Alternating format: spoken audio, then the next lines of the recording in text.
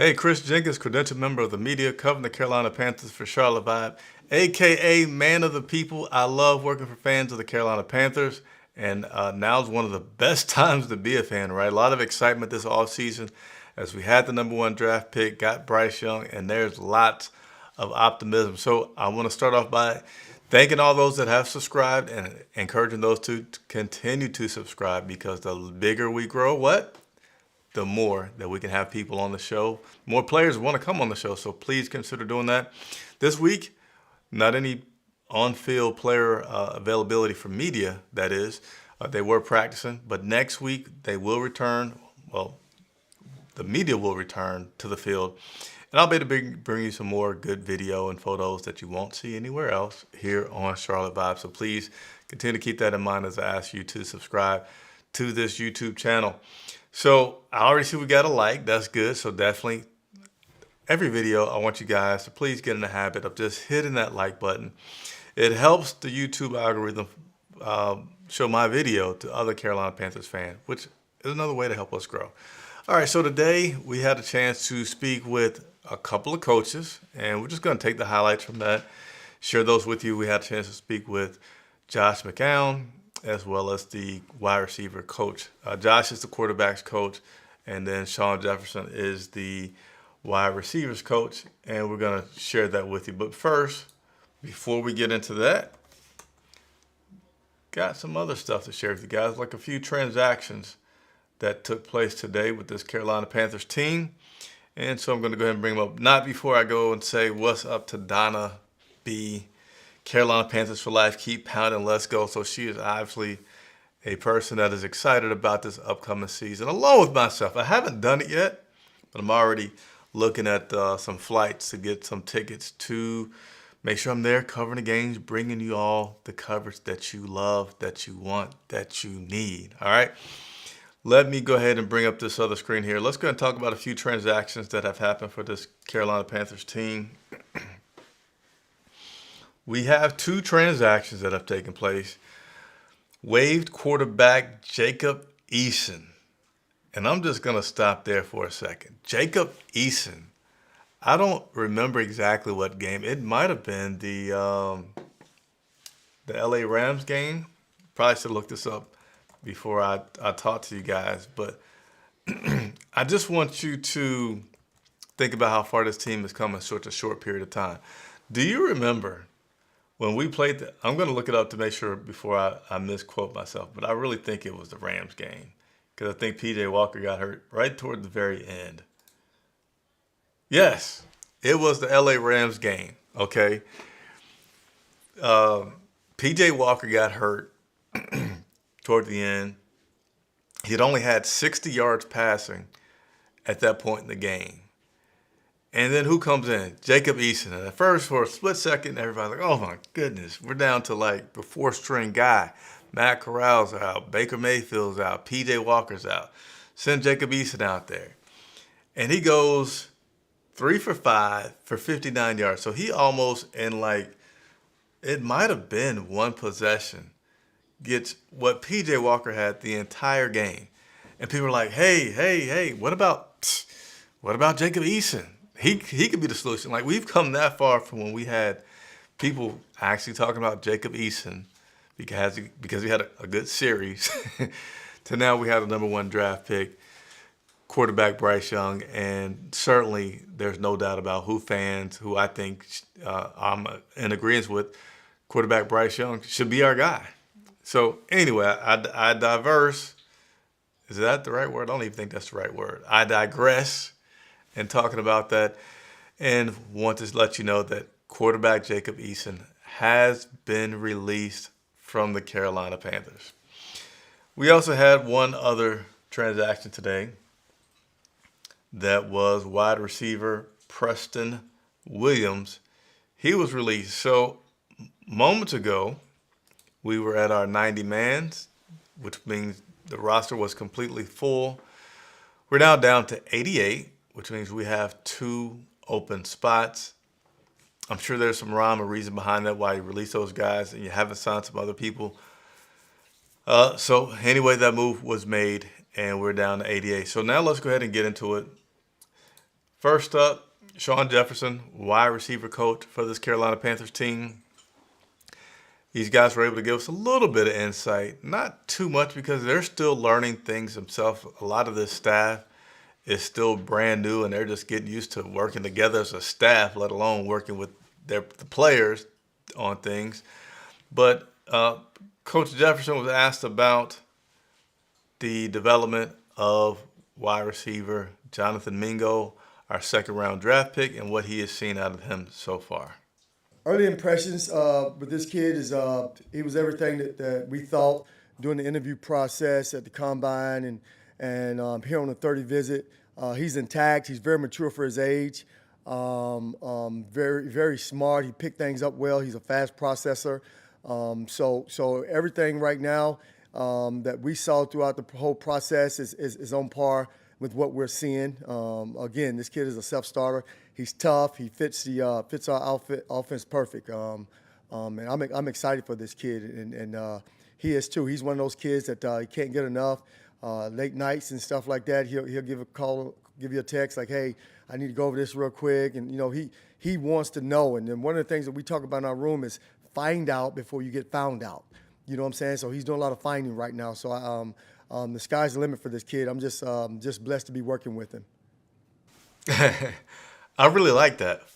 Find out before you get found out. What was the other day I love? TNT takes no talent. So I'm getting to know this Frank Reich staff, and so far 2 days in a row, I'm really liking the sayings that they have, the mantras that they have that I think are clever, could be motivating for these guys. But nevertheless, his take on Jonathan Mingo, a very positive one, which is some of the same stuff that we picked up on the other day when we were actually at the stadium. I said the other day, but last week, and seeing Mingo and talking about how excited he was to meet Steve Smith and taking the lessons from Steve Smith, how he likes to go first in all the drills, how he's trying to get in more reps.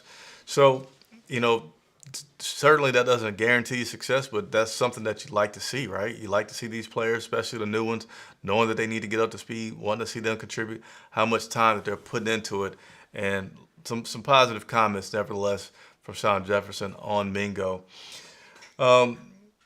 Let's also talk about Terrace Marshall Jr. He is now going into his third year, and the comments and thoughts that Mingo has. And he really didn't talk specifically about Marshall. He's going to talk about all these guys as a whole and where they are at this process, which is a very early process, and getting these guys ready for this upcoming season. So just to give you a little example of where we are right now, we are a group that's under construction right now.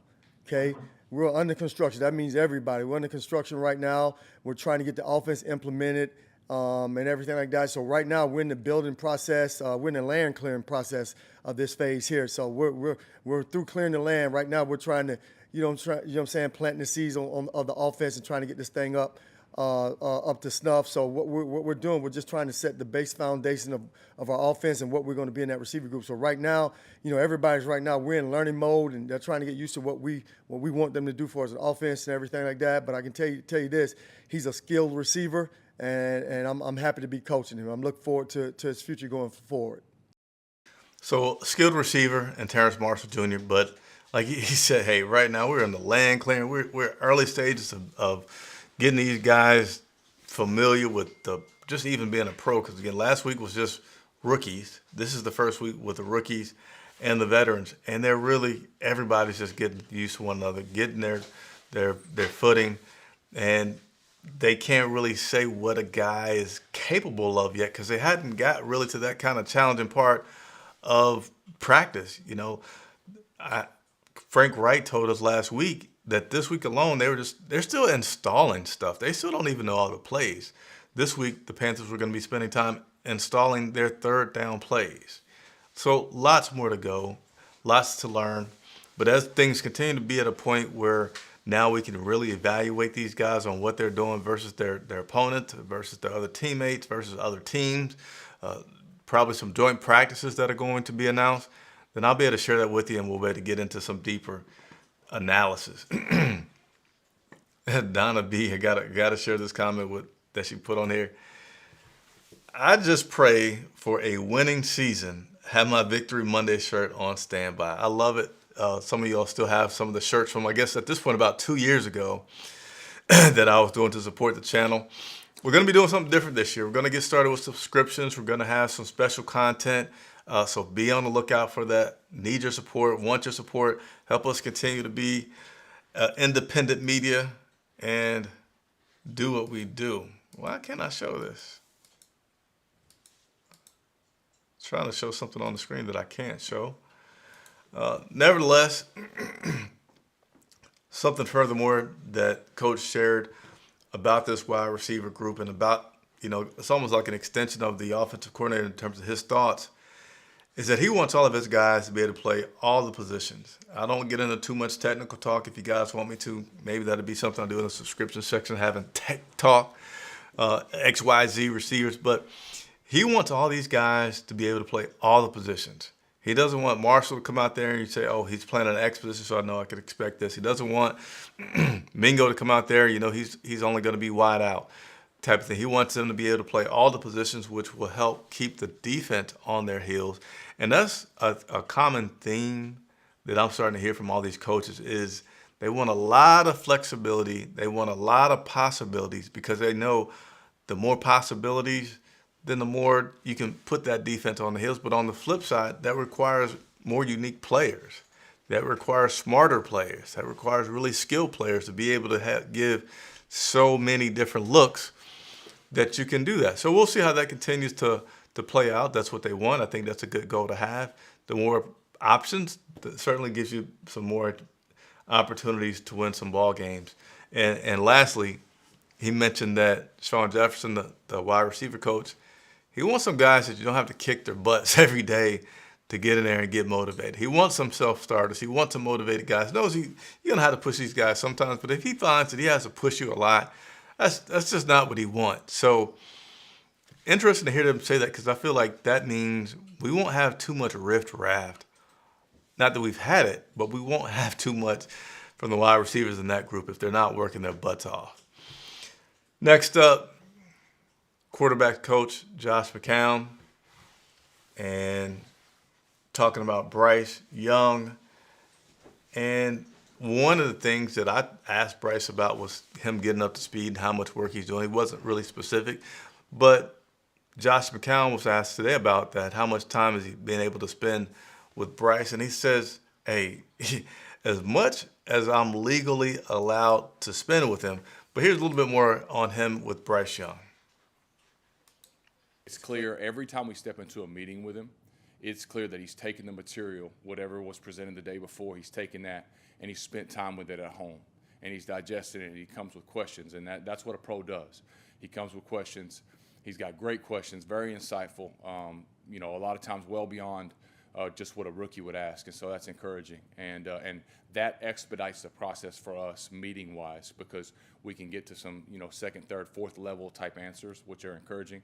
But at the same time, we got to grow him just like everybody else. But he's doing a great job of taking the information, processing it, and trying to, this is kind of the downloading phase right now of all that information. He's doing a good job doing that.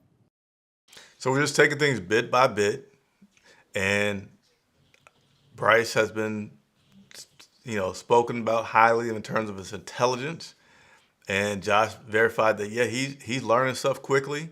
He's coming back. He's being a pro's pro by asking not just a basic question, but he's asking questions with multiple levels to it, which is a positive sign. But they're still going to, even though it seems like he's learning the playbook and concepts at a pretty good pace, they're still going to be, and as they should, careful to just put everything into him super quick. And then, they're building a foundation. They're building the foundation for the future for this guy. And you don't want to trip him up and say, oh, man, maybe he was learning it, but then he got into a practice, and now he's pulling it from all over the place. And so we got to bring him back, which is hard to do if you taught him things, for him to forget it. So they got to be careful with the balance of, yeah, he's getting it, but let's not give him too much because we got time. We got Dalton back there that's going to be our starter initially. Let's continue to make sure that he really knows things well and understands everything well before we give him too much. Also, every coach that we're talking to, we're still asking about the Bryce Young and his height, just to continue to understand how this team views him and how they evaluated him. And Josh said, yeah, he's the height he is, but the height never showed up on the tape, meaning the challenges that you may think that you could have, batted balls or finding lanes or vulnerability with getting hurt, it never showed up on tape. So for him, it just never became something that he's like really thinking about in regards to Bryce. And one more thing about Bryce, his footwork, his mechanics. So many were in love with Matt Corral last year, seeing his footwork, seeing his mechanics. So Josh gave us some insight on Bryce Young and his mechanics. Everybody's different, and we talk about it all the time. There's timing to every play that we install, especially specifically in a pass game, and when we want that ball to come out, and there has to be a rhythm that connects your feet to that route and that concept. And we want to make sure our players understand what that rhythm is and when that ball needs to come out, and so that we can play fast, we can be efficient, and we can avoid sacks. And so Bryce is a unique player because you see a lot of feel on tape, and as we talked about earlier, he has a playmaking capacity to him that's special to his game, and we want to honor that and make sure that's a part of it. So that's on Bryce Young's footwork, positive comments. He's a unique talent. They expect some things to be off schedule that he does. That's part of his creativity. So that's him, going off script, basically, is another way to put it, that Bryce Young has the capability of doing, something that you don't want to take away from him because that's his special gift, that's his talent. But everything else, there's still time into plays, especially pass plays, and expecting a player to be where they need to be and the ball to come out when it's supposed to come out. Everything's looking good so far. So that's going to cover all today's update. Again, media had availability with quarterbacks coach Josh McCown and wide receiver coach Shawn Jefferson. And that's going to conclude it for this week. Unless there's some breaking news, you can expect that we will not be back in front of you until next week, at which point we'll have a chance to actually been on the field and give you some more insight specifically on what I'm seeing out of practice for this Carolina Panthers team. I hope everybody continues to be excited. I hope they've hit the like button. If they've watched this far, if you watched this far, subscribe, tell a friend. Help us grow. I'm telling you, the more we grow, the more that we're going to do.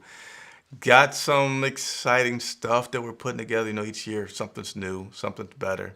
And had some great conversations with the new resource we're going to have for our team that produces all the content for us to share with you. So if you're not following us on the other social medias like Instagram, most specifically, lots of pictures, lots of great pictures that'll be coming out there to see this team at practice and on game days. So go over to Instagram, follow Charlotte 5. We're also on Twitter as well. I think many of you may know that. That's where we are heavily on game day is Twitter. So Tim Estes, thank you for the late sign in and the what's up. Hope all is well with you. That'll conclude the coverage for today. I'm Chris Jenkins reporting for Charlotte 5.